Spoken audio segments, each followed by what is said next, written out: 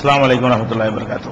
الحمد لله نحمده ونستعينه ونستغفره ونؤمن به ونتوكل عليه ونعوذ بالله من شرور أنفسنا ومن سيئات أعمالنا من يهده الله فلا مضل له ومن يضلل فلا هادي له وأشهد أن لا إله إلا الله وحده لا شريك له وأشهد أن محمدا عبده ورسوله. கண்ணியத்திற்குரிய எல்லாம் வல்ல அல்லாஹ் ஜல்ல ஷானஹு தஆலாவின் நல்லடியார்களே, இஸ்லாம் கூறும் பொருளியல் என்ற இந்த தொடரிலே எந்த மாதிரியான பொருளாதாரத்தை நாம் தவிர்த்துக் கொள்ள வேண்டும் என்பதையும் அனுமதிக்கப்பட்ட பொருளாதாரம் என்ன என்பதையும் நாம் கடந்த சில நாட்களாக பார்த்து வருகிறோம். தடை செய்யப்பட்ட நம்ம தவிர்க்க வேண்டிய பொருளாதாரம் என்னன்னு சொன்னா, இதுவரைக்கும் உங்களுக்கு 2 விஷயங்கள் தான் சொல்லப்பட்டிருக்கிறது. அது 1000 அடங்கும். 2 தலைப்பில் சொல்லப்பட்டிருக்கிறது. அதுக்குள்ள நிறைய விஷயங்கள் அடங்கும். ஒன்னு நமக்கு வரக்கூடிய பொருள் அடுத்தவருடையதா இருக்கக்கூடாது. அடுத்தவருடையது என்று எங்கெல்லாம் வருகிறதோ அது எல்லாம் நமக்கு ஹராம் ஆயிரும். அது வரவேண்டிய விதத்தில் வந்தால் அனுமதிக்கப்படும். வாரிசு முறையில, அன்பளிப்பு முறையில, தர்மங்கிற முறையில, ஜக்காத்துங்கிற முறையில அந்த மாதிரி வந்தால் அது அனுமதிக்கப்படும். இரண்டாவதாக உள்ள விஷயம் என்னன்னு கேட்டா, ஒரு மனுஷன்றிருந்து நமக்கு வரக்கூடிய ஒரு பொருள் அவனை திட்டமிட்டோ திட்டமிடாமலோ ஏமாற்றி வந்ததா இருக்கக்கூடாது. வேணும்னு நம்ம ஏமாற்றக்கூடாது. நம்மளுக்கு தெரியாம கூட ஒருத்தனை ஏமாற்றி அந்த பொருள் நமக்கு வறுமையானால் அந்த பொருள் ஹராமு. அது மாதிரியான ஒரு பொருளாதாரத்தை நம்ம யூஸ் பண்ணக்கூடாது என்பதை 2 விஷயத்தை பார்த்திருக்கிறோம். அதனாலதான் இஸ்லாம் என்ன பண்ணுதுன்னு கேட்டா, அந்த வியாபாரத்தில் முழு நிறைவு அடைய வேண்டும் என்பதற்காக வேண்டி 2 பேரும் பேரம் பேசி வாங்கிட்டாங்கன்னு சொன்னா அதுக்கு பிறகு கூட அவன் நம்ம ஏமாத்தணும்னு சந்தேகம் வரும்.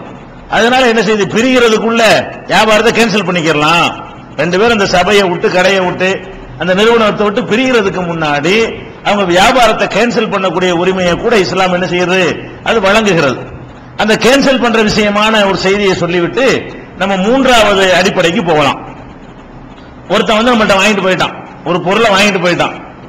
வாங்கிட்டு இடத்த காலி பண்ண உடனேயே அவனுக்கு அந்த பொருள் சொந்தமாயிரும், காசு நமக்கு சொந்தமாயிரும், வியாபாரம் முடிஞ்சு விட்டது. இனிமே அவன் ரிட்டர்ன் கொடுத்தா வாங்க தேவையில்லை நம்ம, ஏன்னா அவன் நிபந்தனை இல்லாம வாங்கிட்டு போயிட்டதுனால. ஆனால் ஒரு நல்ல ஒரு சிறந்த நிலையை ரசூல் ஸல்லல்லாஹு அலைஹி வஸல்லம் சொல்றாங்க. ஒருத்தன் விளங்காம வாங்கிட்டு போயிட்டான், கண்டிஷன் போடவே இல்லை, நல்ல பொருள் வாங்கிட்டு போயிட்டான். அதை விட உனக்கு தேவை வருது, நம்மகிட்ட கெஞ்சுவான் ஒரு வியாபாரத்தை, தெரியாம வாங்கிட்டாங்க. அப்ப சட்டப்படி நம்ம அதை ஏத்துக்கிற தேவையில்லை, முடியாது, வாங்கினா வாங்கினதுதான், வித்தா வித்ததான் சொன்னால் மார்க்கத்தில் பாவம் கிடையாது. நம்ம ஒருத்தர் வித்து விட்டோம், அவன் வாங்கிட்டான், போயிட்டு திருப்பி கொண்டு வந்தானே, ஆனால் இடத்தை விட்டு பிரிகிறதுக்கு முந்தி கொண்டு வந்தா அது ஒரு கணக்கு, கேன்சல் ஆக்கிடலாம். போயிட்டு திருப்பி கொண்டு வந்தானே, ஆனால் அப்ப நம்ம வாங்க மறுத்தால் மார்க்கத்தில் குற்றம் இல்லை. ஆனா அவனுடைய நிலைமையை பார்த்து தெரியாம வாங்கிவிட்டான், அவனுக்கு தேவையில்லைங்கிறான், இதை விட ஒரு பொருள் வாங்கணும்னு நினைக்கிறான், பஸ்ஸுக்கு டிக்கெட் இருக்குன்னு, நீங்க எப்படியா கேன்சல் பண்ணி விட்டுருங்க, நீங்க ஜாமான் வச்சுட்டு காசை தாங்க அப்படின்னு கேட்டால் ஒரு நல்ல சிறந்த நிலை என்னன்னு சொன்னா அதையும் வாங்கிக் கொள்ள, அதுக்கு பெரிய தரஜா இருக்கிறது. ரசூல் ஸல்லல்லாஹு அலைஹி வஸல்லம் சொல்றாங்க, மன் அகால முஸ்லிமன் அகாலஹுல்லாஹு அஸ்ரதஹு. யார் ஒருத்தன் ஒரு முஸ்லீம் வாங்கி வியாபாரத்தை வாங்கிக்கிட்டு வேணாம்னு சொல்லி அவன் கோரிக்கை வைக்கும் பொழுது அதை ஏற்று அதை கேன்சல் செய்கிறானோ அவனுடைய பாவங்களை அல்லாஹ் என்ன செய்யறான், கேன்சல் செய்கிறான். சட்டப்படி வியாபாரம் உறுதியாகிவிட்டாலும், சட்டப்படி வியாபாரம் நடந்து விட்டாலும் நம்ம ஒரு இறக்கப்பட்டு வேணாங்கிறியா, உடுப்பா இல்ல அல்லா இருக்கான், வேற வாங்கிட்டு போவான், நீ வாங்காட்டி என்ன கஷ்டப்படுறியா, இந்த வாங்கிக்க, பொருளை காசை வாங்கிக்க, என் பொருளை கொடு அப்படிங்கிற மாதிரி செய்வது ஒரு உயர்ந்த ஒரு அந்தஸ்து என்பதையும் நபிகள் நாயகம் ஸல்லல்லாஹு அலைஹி வஸல்லம் சொல்லி தந்திருக்கிறார்கள். இந்த நிலை வியாபாரிகள் என்ன செய்யணும், கடைபிடிக்கணும். வாங்கினதுதான் அப்படின்னு சொல்ல சட்டப்படி உரிமை இருந்தாலும் உயர்ந்த தரஜாவை அடைய விரும்பக்கூடியவர்கள் என்ன செய்யணும், நான் அப்படி தள்ளுபடி பண்ணுவோமே, காசை தந்து ஜாமான கொடுத்துருவோமே அப்படின்னு நினைத்தால் சிறந்தது. இது அபூதாவுதுல 3001வது ஹதீஸாகவும் இப்னு மாஜாவுல 2190வது ஹதீஸாகவும் இருக்கிறது. இது ஒரு வியாபாரிகள் கடைபிடிக்க வேண்டிய, அதை ஏமாத்திடக்கூடாது, ஒருத்த மனம் வந்துடக்கூடாது என்பதற்காக செலுத்த வேண்டிய ஒரு கவனம் இது. அடுத்தபடியாக நபிகள் நாயகம் ஸல்லல்லாஹு அலைஹி வஸல்லம் காலத்துல ஒருத்தர் இருந்தார். அவர் கொஞ்சம் விவரம் இல்லாத ஆள், கொஞ்சம் மந்தமான ஆள் இருப்பாங்கல்ல, மூளை வளர்ச்சி குறைஞ்ச ஒரு ஆள். அவர் என்ன செஞ்சிடலாம், அந்த மாதிரி ஆளை ஈஸியா ஏமாத்திடலாம்ல. 5 ரூபா பொருள் 500 ரூபான்னு வித்து போடலாம், டூப்ளிகேட் பொருளை ஒரிஜினல் வித்து போடலாம், தேவையில்லாத அவன் நல்லா கட்டி விட்டுறலாம், அவன் பாட்டுக்கு விளங்காம வாங்கிட்டு போயிடுவான். அப்ப நபிகள் நாயகம் ஸல்லல்லாஹு அலைஹி வஸல்லம் என்ன செய்யறாரு, ஒரு ஆளு முறையிடுறார். இன்னொரு அறிவிப்புல ஒரு குடும்பத்தார் முறையிட்டாங்கன்னு வருது. என்ன முறையிடுறாங்கன்னா, அல்லாஹ்வுடைய இந்த வியாபாரத்துடைய நெளிவு சொன்னா எனக்கு ஒன்றும் தெரியாது, நான் போய் வியாபாரம் பண்ண ஏமாத்தி போறாங்க, யாரை பார்த்தாலும் 1 கிலோ 1/2 கிலோ கொடுத்துறாங்க, எனக்கு ஒன்றும் தெரியாது நினைச்சுக்கிட்டு நல்ல பொருள்னு சொல்லி கெட்ட பொருளை கொடுத்துறாங்க. இப்படி நான் எப்ப பார்த்தாலும் என்ன எல்லாத்தையும் ஏமாந்துட்டு இருக்கிறாங்க, ஏமாத்துறாங்க. பிறகுதான் எனக்கு தெரிய வருது, போனவனை பார்த்தா எல்லாம் திட்டுறாங்க, என்னடா இது போய் வாங்கிட்டு வந்திருக்கேன்னு கேட்கறாங்க அப்படின்னு சொல்லி அவர் என்ன செய்யறாரு, அவருடைய எனக்கு புரியாத ஒரு விஷயமா இருக்குது, இதை வச்சு என்ன எல்லாரும் ஏமாத்துறாங்க அப்படின்னு ரசூல் ஸல்லல்லாஹு அலைஹி வஸல்லம் முறையிடுறாரு. அப்ப ரசூல் ஸல்லல்லாஹு அலைஹி வஸல்லம் சொல்றாங்க, ஒவ்வொருத்தையும் நீ வாங்கும் போதுதான் என்ன செஞ்சுக்க, நீ வாங்கினாலும் சரி வித்தாலும் சரி இந்த வார்த்தையை கண்டிஷன் போட்டுரு.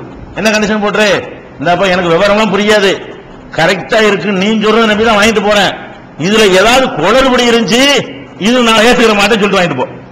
சொல்லும்போது என்ன செய்ய, எந்த பொருளை வாங்கினாலும் இப்ப நீ சொல்வது சரியாக எனக்கு படுது அதனால நான் வாங்குறேன், நான் போய் 4 பேர்ட்ட விசாரிக்கும் போது தப்புன்னு பட்டா திருப்பி கொண்டாந்து தந்துருவேன் அப்படின்னு வார்த்தையை சொல்லிட்டு நீ வந்து வாங்கிட்டு போ.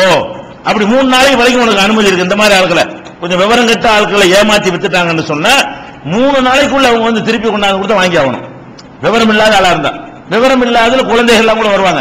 ஒரு 5 வயசு பையன்ட்டு போய்கிட்டு 10,000 ரூபாய் பொருளை வித்து விட்டோம்னா அவன் தகுதியான ஆளா வீட்டுல இருந்து கிளப்பிட்டு வந்திருப்பான். 5 வயசு பையன்ட்டு கொண்டு இந்த 10,000 ரூபாய் சொல்லிட்டு வாங்கிட்டு அனுப்பிட்டோம்னா அது வியாபாரம் செல்லுமா? 3 நாளைக்கு டைம் இருக்கு. 3 நாளைக்குள்ள குடும்பத்தார் கண்டுபிடிச்சு என்ன செய்வாங்க, கம்ப்ளைண்ட் பண்ணுவாங்க. 3 நாளைக்குள்ள பஞ்சாயத்து வரலையா, வீட்டுல உள்ளவங்க எல்லாம் ஒத்துக்கிட்டாங்க, அவங்களுக்கு தெரிஞ்சவங்க எல்லாம் ஏத்துக்கிட்டாங்கன்னு அர்த்தமாயிரும். அப்ப ரசூல் ஸல்லல்லாஹு அலைஹி வஸல்லம் சொல்றாங்க, அன்னஹு யுஹ்தவு ஃபில் புயூ, வியாபாரத்துல வந்து என்ன ஏமாத்துறாங்க எல்லாரும் என்று ஒருவர் ரசூல் ஸல்லல்லாஹு அலைஹி வஸல்லம் முறையிட்டார். அப்ப ரசூல் ஸல்லல்லாஹு அலைஹி வஸல்லம் சொல்றாங்க, இதா பாயத ஃபகுல் லா ஹிலாபா, நீ எந்த வியாபாரம் செஞ்சாலும் சரி, வாங்கினாலும் சரி வித்தாலும் சரி, இந்த வித்துட்டேன் வாங்கிட்டேன், இதுல எந்த விதமான மோசடி இருக்கக்கூடாது, எந்த விதமான ஏமாற்றுதலும் இருக்கக்கூடாது. அப்படி இருந்துச்சு அந்த வியாபாரத்தை நான் ஒத்துக்க மாட்டேன் அப்படின்னு சொல்லி நீ வித்துட்டு போ. அத கண்டிஷனை போட்டேன்னா என்ன ஆயிரும், கண்டிஷன் போட்டா உடனே கேன்சல் பண்ற அவசியம் கிடையாது. அந்த கண்டிஷன் ஒத்துக்காட்டி வாங்காத, இந்த கண்டிஷன் ஒத்துக்கிட்டா வாங்கு அப்படின்னு சொல்லி ரசூல் ஸல்லல்லாஹு அலைஹி வஸல்லம் சொல்லிட்டு, இது புகாரியில 2117, 2407, 2414, 6964 ஆகிய ஹதீஸ்கள்ல பதிவாயிருக்கிறது. இது ஒரு இந்த விவரம் இல்லாதவர்கள் தெரிந்து ஏமாத்தி வாங்குறது கூடாது. அப்படி ஏமாத்திட்டோம்னு சொன்னா அவனுக்கு அந்த ரைட் இருக்குது. என்ன ரைட் இருக்குது, திருப்பி கொண்டாந்து தருவதற்கு ரைட் இருக்கு. வந்தா நம்ம என்ன செய்யணும், கேன்சல் பண்றதுக்கு நமக்கு கடமை இருக்கிறது.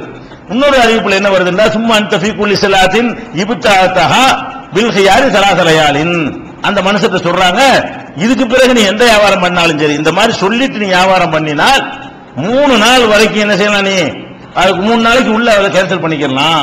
3 நாள் கடந்த பிறகு போய் கேன்சல் பண்ணக்கூடாது.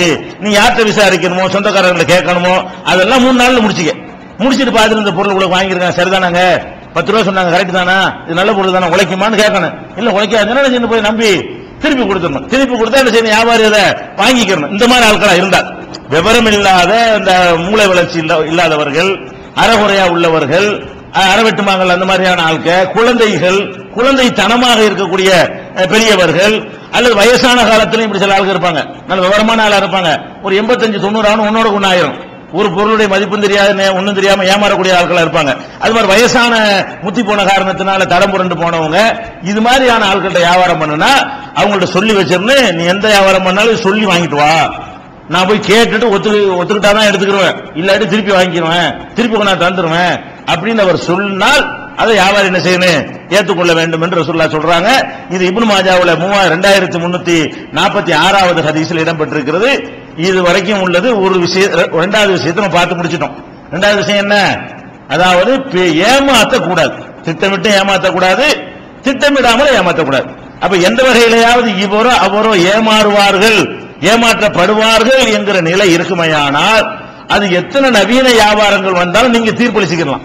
இப்ப நம்ம சில வியாபாரத்தை உதாரணத்துக்கு சொன்னோம், இவ்வளவுதானா, எத்தனையோ புதிய டெக்னிக் எல்லாம் வரும்.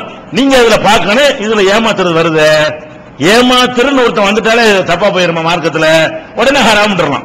புதிய 20 இன்னொரு 1000 வருஷத்துக்கு பிறகு ஒரு டெக்னாலஜி கண்டுபிடிச்சு அவன் ஒரு புதிய வியாபார முறையை கொண்டு வந்தாலும் சரி, நீங்க என்னத்தை பார்க்கணும், ஏமாத்துறானா இவனும் அவனும் ஏமாத்துறானா, ஏமாத்தன் சாயல் இருக்குதான்னு பாருங்க, இருந்து தீர்ப்பளிச்சுட்டு போயிடலாம். அப்ப ஏமாற்றக்கூடாது 2வது அடிப்படை. 3வது அடிப்படை என்ன, அடிப்படை தான் இஸ்லாமிய பொருளியலை விளங்கிக்கிறதுக்கு இந்த 5 அடிப்படை விளங்கிட்டீங்கன்னா பொருளாதார சம்பந்தப்பட்ட யார்ட்டையும் நீ ஃபத்வா கேட்க வேணாம், இன்னது இருந்தா ஹலால் ஹராம் நீங்களா சொல்லிட்டு போயிடலாம். இதுக்கு நிறைய ஹதீஸ்கள் ஆய்வு செய்யலாம் தேவையில்லை. அடிப்படை அவ்வளவு லேசா இஸ்லாம் என்ன செய்து நமக்கு சொல்லி தந்திருக்கிறது. 3வது என்னன்னு கேட்டா, வட்டியின் அடிப்படையில் 3வது அடிப்படை வட்டி அடிப்படையாக கொண்ட எந்த கொடுக்கல் வாங்கலா இருந்தாலும் அது ஹராம். வட்டிங்கிற டாபிக் வரக்கூடாது. எந்த வியாபாரம் பண்ணாலும் சரி, வேற கொடுத்து வாங்கினாலும் சரி, அதுல என்ன வரக்கூடாது? வட்டியோ வட்டியின் சாயலோ. வட்டி மட்டும் மார்க்க தடுக்கப்படலைங்க, வட்டியும் தடை செய்யப்பட்டிருக்கிறது மார்க்கத்துல. குர்ஆன்ல வட்டி தான் தடுக்கப்பட்டிருக்கிறது, ஹதீஸ்கள்ல வட்டியின் சாயலும் தடுக்கப்படுது. வட்டியா இருக்குமோ, லேசா வட்டி வாடை அடிக்கிறோ அப்படிங்கிற மாதிரி இருந்தால் அதுவும் என்ன செய்யப்படுது? ஒரு பூ இருக்குன்னா பூக்கு ஒரு வாடை இருக்கும். பெருங்காயத்தை எடுத்து, பெருங்காயத்தை உதாரணம் சொல்லுவாங்க, பெருங்காயத்துக்கு ஒரு வாடை இருக்குது. ஒரு டப்பாவில் போட்டுட்டு பெருங்காயத்தை எடுத்துனா டப்பாவில் வாசம் அடிக்கும், பெருங்காயம் இருக்காது, அந்த வாசம் என்ன செய்ய இருக்கும். அந்த மாதிரி சிலது வட்டியா இருக்கும், சிலதை பார்த்து வட்டி வாசம் அடிச்சுட்டு இருக்கும், வட்டியா இருக்காது. அதுல என்ன இருக்கு? வட்டியுடைய வாடை வரும். அந்த ஹதீஸ்ல நிறைய உதாரணங்களுக்கு வருது, அதை வச்சு நீங்க விளங்கிக்கலாம். அப்ப மார்க்கத்தை பொறுத்த வரைக்கும்